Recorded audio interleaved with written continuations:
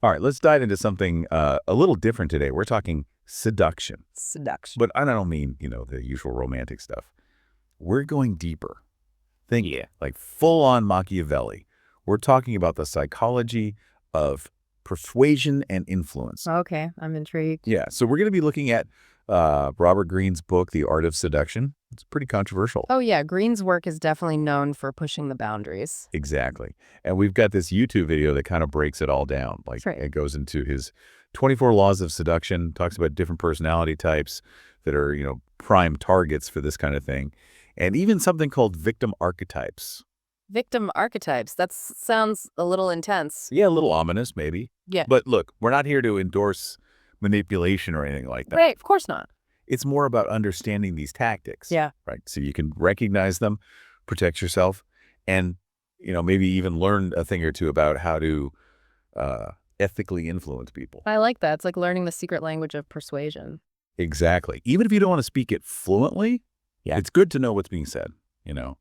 Okay, so Greene talks a lot about this idea of indirectness, like playing with emotions rather than logic. Right, appealing to the heart, not just the head. Yeah, and this idea of withholding satisfaction, like creating a sense of longing and anticipation. Ah, the classic push and pull. Does that line up with what you know about Greene's work? Absolutely. It's all about creating a slow burn, a gradual process that builds over time. He compares it to a dance, actually. Ooh, I like that analogy. Yeah, you're leading your partner through a series of steps, carefully orchestrated to achieve a desired outcome. So it's not just about romantic relationships then? No, not at all. These principles can be applied to so many areas of life. Think about it, business negotiations, marketing, even just convincing your friends to try that new restaurant you've been wanting to go to. Exactly. It's about understanding the underlying psychology of persuasion, and Greene just lays it all out there, even if it makes some people uncomfortable. He doesn't shy away from the, shall we say, morally ambiguous aspects of it all. No, he doesn't. But he does acknowledge the ethical implications. He leaves it up to the reader to decide how they want to apply these principles. Right. It's all about using this knowledge responsibly. Okay, so the YouTube video also dives into some of the seducer archetypes that Greene identifies. There's the Siren, the Rake, the ideal lover, and the dandy. Each one embodying a different fantasy or ideal, using their own unique style of seduction. Right. So the Siren, for example, is all about allure and mystery. Think Cleopatra, Marilyn Monroe.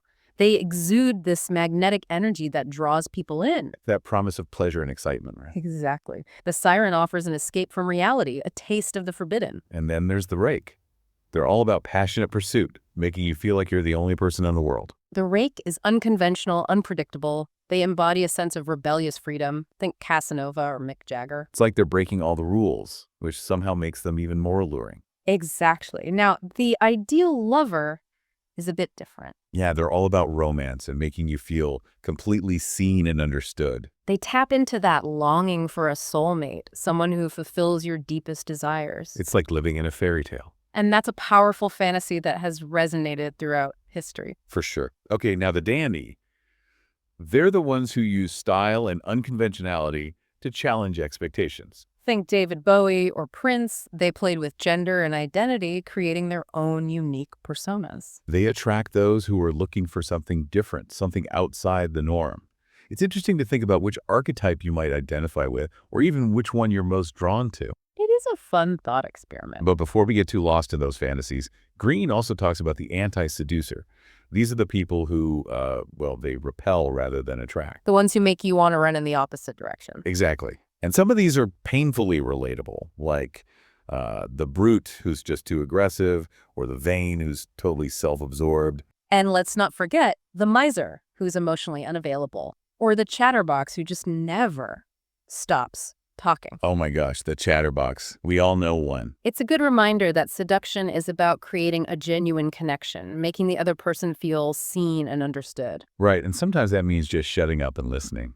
But seriously, this list of anti-seducers is like a cautionary tale. It's a reminder that we all have the potential to fall into these traps. It's about self-awareness and understanding how our behaviors impact others.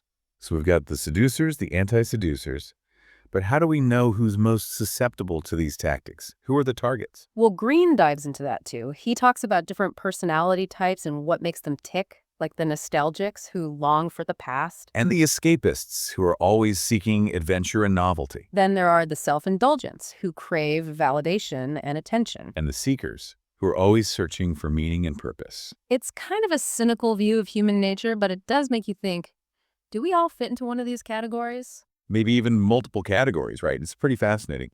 And then there's this idea of victim archetypes, like people who are particularly vulnerable to seduction because of certain traits or experiences. The video mentions a few that stood out, like the disenchanted who've lost faith in love, Or the pampered royal who's always craving something new and exciting. and the lost soul who's searching for guidance and meaning. It makes you wonder, are we or someone we know susceptible to these tactics? It's about recognizing the patterns and then deciding how we want to navigate them. So we've got our seducers, our anti-seducers, and our targets. Now let's talk about how this whole seduction process actually works. Greene breaks it down into 4 distinct phases. And each phase is packed with tactics, all designed to, seduce. And those 24 laws we talked about earlier, they come into play throughout these phases. Yeah, it's like a strategic roadmap, a playbook for navigating the complexities of desire and persuasion. Okay, let's start with phase 1, awakening desire.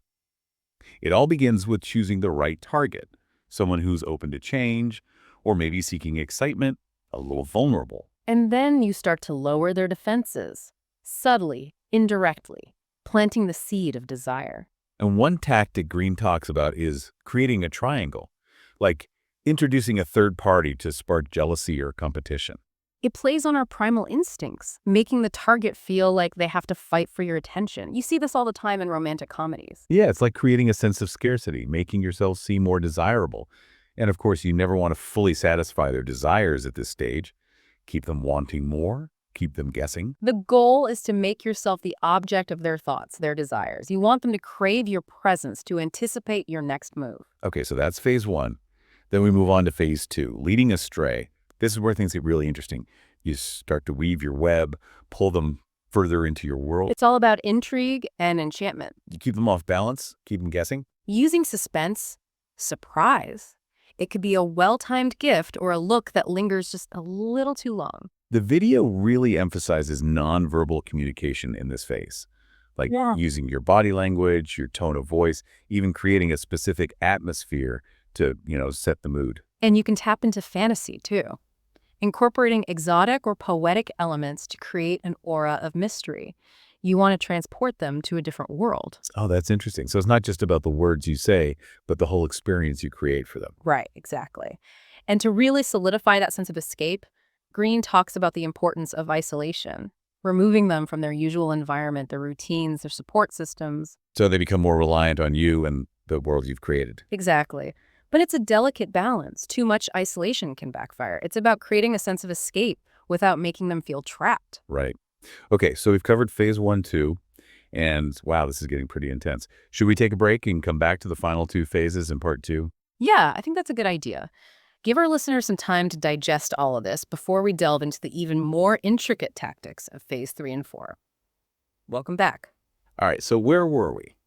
Oh yeah, our target is feeling intrigued, maybe a little off balance. Perfectly primed for phase 3, which Greene calls setting the trap. The trap. Sounds a bit ominous, doesn't it? It does. So what kind of bait are we using in this phase? I'm guessing it gets a little more psychologically complex. Oh, absolutely. This is where you really start to deepen the emotional connection, but it's not always straightforward.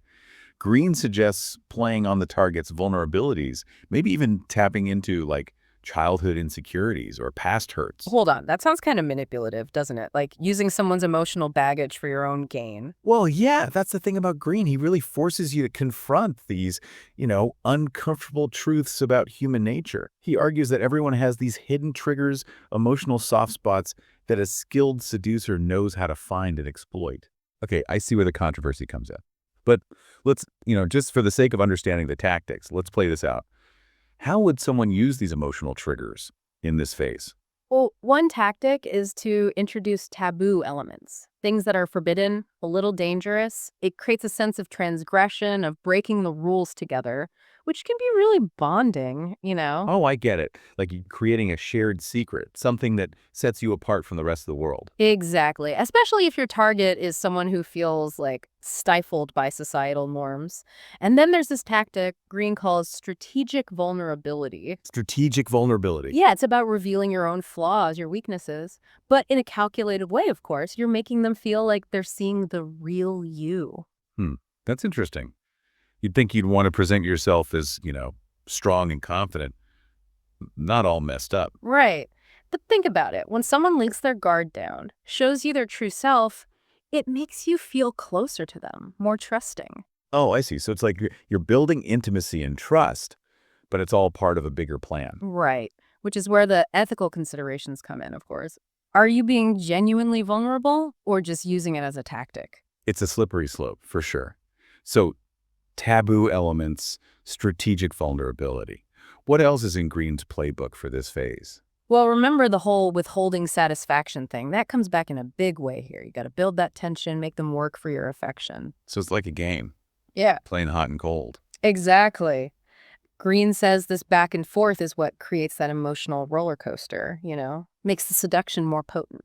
It's like the contrast between the highs and lows is what makes it so intense. Like, think about how much more we appreciate something when we've had to wait for it? Exactly. And the seducer is basically orchestrating those highs and lows, creating that longing and desire. Wow. Okay, so the trap is set, the bait is laid, the target is hooked. What happens next? That brings us to the grand finale, phase 4, the final move.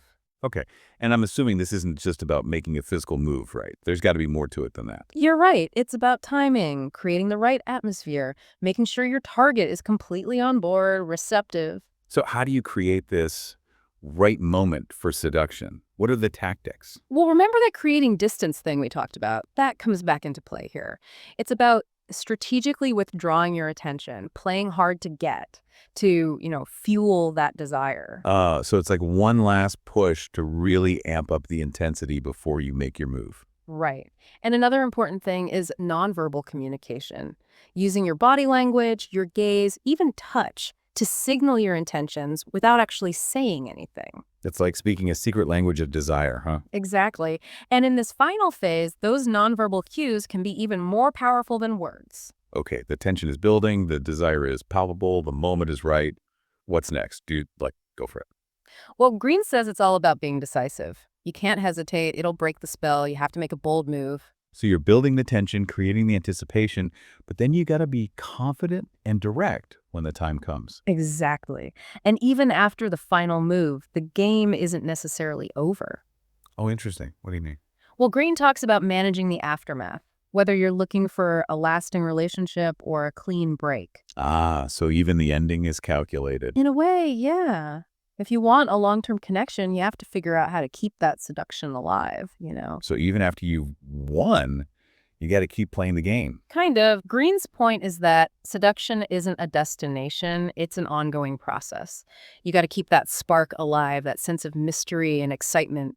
It makes you think about all those relationships that, fizzle out because people get complacent. Maybe a little strategic seduction could be helpful, even in long-term relationships. Maybe. But it's got to be ethical, right? It's about enhancing a relationship, not manipulating it. Right, of course. Okay, so we've talked about these 4 phases, this whole seduction process. But I'm curious to dig into those 24 laws of seduction a little more. We've touched on a few, but there are so many that just seem, I don't know, incredibly insightful, even if they are a bit Machiavellian. I agree. Let's explore a few more, see what stands out. Remember, these aren't like hard and fast rules, more like guiding principles that you can adapt to different situations. Okay, what are you thinking of? Well, there's the law of reverse desire. We talked about that a little earlier. Making the target pursue you. Oh, yeah, making yourself seem scarce, more desirable, like we want what we can't have. Exactly. Then there's the law of boldness. Boldness, huh? It sounds like there's a fine line between boldness and, arrogance. For sure. It's about reading the situation, the other person's cues. You have to be assertive, but also sensitive to their boundaries. So it's all about balance, right? Right. And then there's the law of unpredictability. Ooh, I like that one. Keep 'em guessing. Exactly. You don't want things to get stale, predictable. You got to keep them on their toes, keep them interested. Like you're a puzzle they have to solve. Exactly. And that element of mystery, that's crucial, especially if you're going for the long game. This is, wow, I'm feeling kind of overwhelmed by all this, but in a good way. It's like we've unlocked a secret code to understanding human behavior. I know what you mean. Greene's work is definitely a lot to take in. But it's also kind of scary, right? All this talk of manipulation and seduction. Well, yeah, there's definitely a dark side to it. It's important to remember that these tactics can be used for good or for evil. Exactly. Greene doesn't shy away from that. It's really up to each individual to decide how they want to use this knowledge. So it's not about becoming like a master manipulator. It's about understanding how these tactics work and then, choosing to use them ethically. Right. Becoming more aware, more conscious in our interactions. So do you think like anyone can be a seducer? Or are some people just, naturally gifted in this area? That's a good question. Greene seems to think it's a skill you can learn.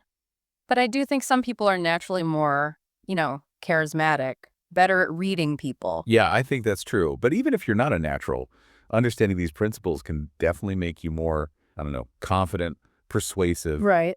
It's about empowering yourself. This YouTube video has been super helpful, but I bet his book goes even deeper. Yeah, I'd be curious to look at some real world examples, historical figures who were master seducers. Ooh, that would be an interesting deep dive. But for now, I think we've given our listener plenty to chew on. Definitely. Let's do a quick recap. So seduction is about way more than just physical attraction. It's about psychology, desire, vulnerability. We talked about those different seducer archetypes and, of course, the anti-seducers. We talked about understanding your target, what motivates them, what they're looking for. And then those 24 laws, which are just, fascinating. But the most important takeaway, I think, is to use this knowledge responsibly. Seduction can be a powerful tool, but you got to wield it with integrity. Right. So, listener, what's your big takeaway? What surprised you? How do you think you might apply this knowledge in your own life? Remember, knowledge is power. Use it wisely. And ethically, of course. Thanks for joining us for this deep dive into the art of seduction. We'll see you next time.